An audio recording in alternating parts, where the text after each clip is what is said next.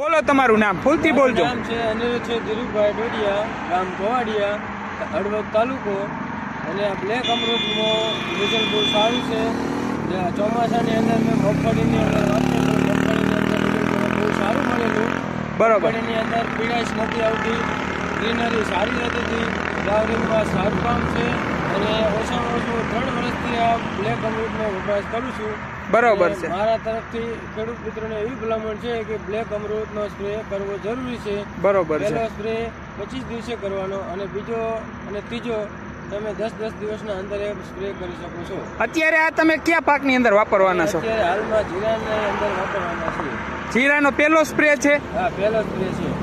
બરોબર છે. તો આપણે બીજા ખેડૂતને આપણે શું ભલામણ કરો? આનાથી 100% તમને બેનિફિટ મળે છે? બેનિફિટ મળે છે કે બીજી ટૂંકમાં કહેવાનો મતલબ કે જે કુણપની દવાનો આપણે વધુ એક્સ્ટ્રા જે ખર્ચા કરીએ અને કુણપ